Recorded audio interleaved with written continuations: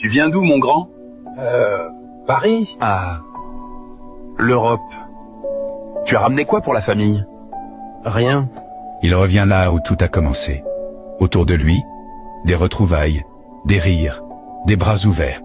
Mais pour lui, il n'y a que le silence. Mon fils, tu es rentré? 4 ans en Europe, et tu reviens comme ça, là, hein?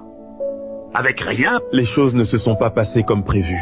Quadio, où est ta femme? Elle est restée là-bas, maman. Comment ça rester là-bas, quoi? Tu l'as fait venir. On a tous cotisé pour ça. Je sais, papa.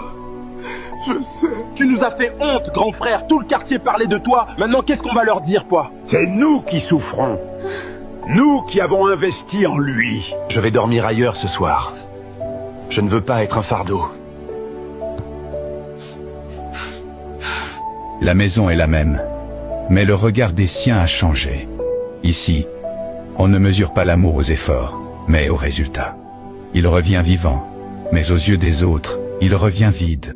Et parfois, revenir sans succès fait plus mal que ne jamais revenir. C'est Quadio. Il est revenu d'Europe. Mais il n'a rien ramené, même pas sa femme. Eh, grand, tu peux me donner quelque chose de l'Europe? Je n'ai rien, petit. Il était en Europe et il n'a rien. Même pas un téléphone. Le quartier parle avant d'écouter. Les murmures deviennent des jugements. Les rires des condamnations. Pour eux, l'Europe devait transformer un homme en miracle. Il continue d'avancer, droit, pendant que la honte tente de le plier. Raconte-moi la vérité, frère. Je l'aimais, Didier, j'ai dit. J'ai tout fait pour elle. Qu'est-ce qui s'est passé? Elle a changé. Les vêtements, les sorties, les comparaisons avec les autres hommes. Et après quoi? Un soir, les policiers sont venus. Elle m'avait dénoncé. Elle a dit que je la menaçais. C'était faux. On m'a chassé de ma maison. Divorce.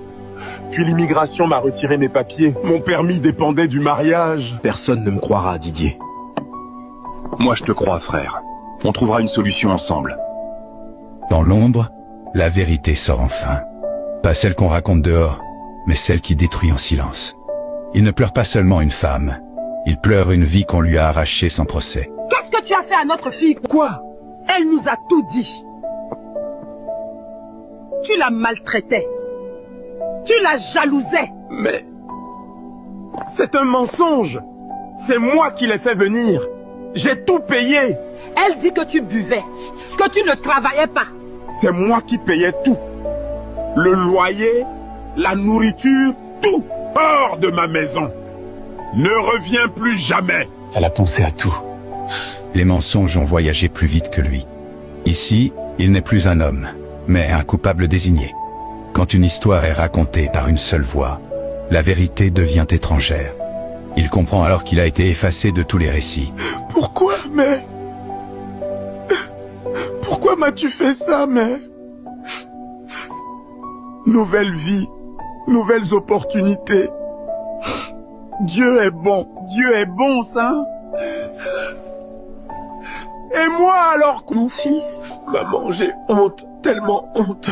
la honte n'est pas pour toi, mon fils. C'est pour celle qui a trahi ta confiance. Mais personne ne me croit, maman.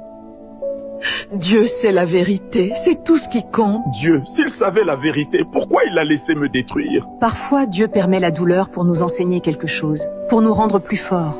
Les images d'un bonheur affiché le frappent comme une gifle. Il crie, non contre Dieu, mais contre l'injustice. Et dans ce moment de chute, une présence lui rappelle que tout n'est pas perdu. Je sais ce que vous pensez, que je suis un raté. Mais voici la vérité. Parle, mon fils. Nous t'écoutons.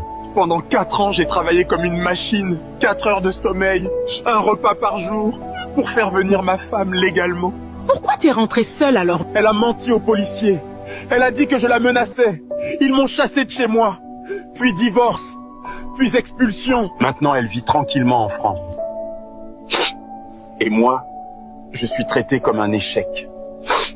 Cette fille est méchante, sans cœur. Pour la première fois, il parle sans baisser la tête. Il raconte l'envers du rêve, les nuits sans sommeil, le sacrifice invisible. Parfois, la vérité arrive en retard, mais elle arrive. Qu'est-ce que tu vas faire maintenant? Je ne sais pas. Mais je ne retournerai pas en Europe. Tu peux reconstruire ici, tu es jeune encore. J'ai 38 ans. Je repars de zéro. Il ne rêve plus d'ailleurs. Il apprend à reconstruire ici. Car ce n'est pas là où l'on brille qu'on devient un homme. C'est là où l'on survit.